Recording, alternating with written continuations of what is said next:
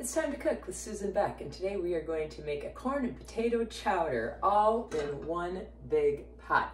Let's check out the ingredients for this fabulous soup because fall is coming and it is time to get some soup recipes ready to go. We have onions, we have carrots, we have celery that I froze from my garden. I have some sweet corn that I also froze from my garden, and we're still eating potatoes that we dug in our garden. We're going to start with these three vegetables in some olive oil.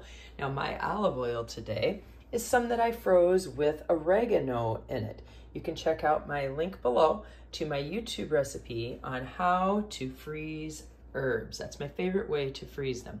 Now I do still have some thyme growing in my garden, and I will be using that as well as paprika, salt, pepper, and some red chili flakes. We will be making our own chicken stock today using some of this bouillon, or you can just buy chicken stock in a box. We will use some milk and some heavy cream, and to thicken it a bit, a little cornstarch. Into my olive oil, I'm going to place the celery, the carrots, and the onions.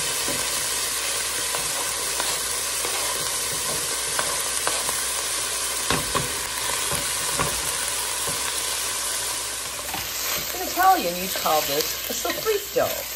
When you mix together, usually onions, carrots, celery, maybe you have some tomatoes or some other veggies in there, and they're being sauteed in some type of fat, in this case, olive oil.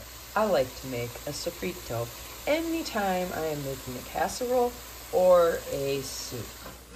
I usually judge when this is ready based on the carrots and the celery because they're a little bit denser. But as they're finishing up here, I'm going to go ahead and add in my teaspoon of paprika and a teaspoon of crushed red pepper flakes. And you can decide if that's a little too hot for you. Maybe try a little bit less. I'm going to put in some pepper.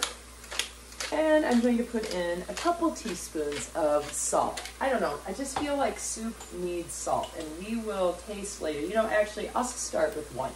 We'll taste it in a little bit after we get our liquids in there and decide if we really need the second one because, you know, it's nice to avoid the salt if we can, but I also want to enjoy the soup. So we'll adjust that later as needed. All right, just giving that a little bit longer with those carrots.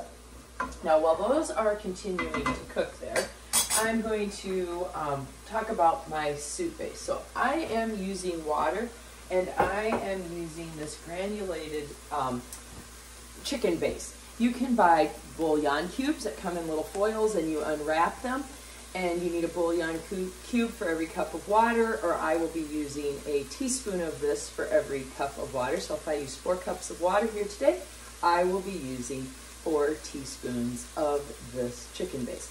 Another reason to be a little careful on the salt is the chicken stock from the store does have salt in it. Now you can also buy the boxes of chicken stock and use those as well. All right, I think my vegetables are looking pretty good, so I am going to take my potatoes. I chopped up kind of into, you know, bite-sized pieces some potatoes that we had in our garden. I used 3 fairly large potatoes. And into there, I'm also going to put in 2 cups of corn. Something about this chowder with the potatoes and corn that I just love. All right, I'm going to let that just saute and heat through for just a little bit before we put our liquids in.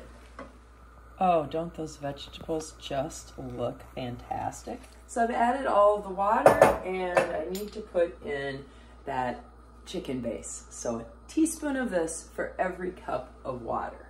Next, we'll get our thyme ready. This is thyme that has been growing out in my herb garden, and there's kind of a woody, thicker stem inside all these little leaves that I don't want. These little finer ones, not such a big deal, but those big heavy ones I really want to get rid of. So some of these little ones I can just kind of pick the little leaves off of and throw those into the pot. Run my finger down the woody stem. There's all my thyme leaves. Let's put a few more of those into our soup to make it extra flavorful. You can really season this with whatever you would like to use if you've got a favorite herb, and mine does happen to be thyme. I'll just let that simmer for a little bit until my potatoes are almost done. So our last step is to turn this into a cream-based soup. So I am going to put in a cup of milk, and I'm also going to use a cup of heavy whipping cream. Now you can decide what you want to use. If you want to just use 2 cups of milk, that would be fine. If you want all cream, tonight I'm using a mixture, but it's really okay. I've made it just with milk because sometimes I don't have the cream in the house. Now before I pour that cream in, I want to put a little bit of that cream into this bowl that has 1.5 tablespoons of cornstarch. You could use cornstarch or you could use flour, but I want to thicken the soup just a little bit so that it's not quite as thin. And the best way to do that is not to try to mix the cornstarch into the whole batch of soup, because that's how you get lumps. All right, so in goes my cream, and then I'm going to stir this in. Now this is all happening as we're nearing the end of our cooking time. Our potatoes are nice and tender now. That was what I was waiting for when I took a little break and stepped away and let those potatoes just simmer in the chicken stock. Oh, we now have a nice creamy stock. A little more heating will allow that to thicken. Now, if it gets too thick, just add a little more water or chicken stock to this. All right, we also need to do a little tasting. We need to find out how that seasoning is. Now, that's a little bit warm right now, so I'm gonna let that cool just a bit.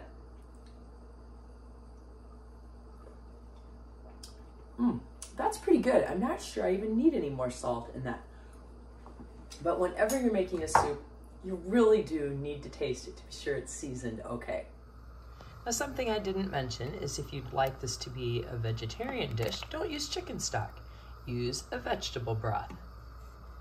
All right, let's try this corn and potato chowder. I always have loved potato soup, and that corn just makes this chowder extra special. And it's seasoned so well with a little bit of red pepper that just gives it just the tiniest hint of spice, but nothing too strong. And I love the thyme in there and the paprika. And fall is just the perfect time to start making some big batches of soup. So give this a try. Check out my links to some of my other soup recipes, and be sure to subscribe to Time to Cook with Susan Beck. And a cup of cream. Now you could use all cream, you could use all milk. I mean, it's really up to you what you want to use.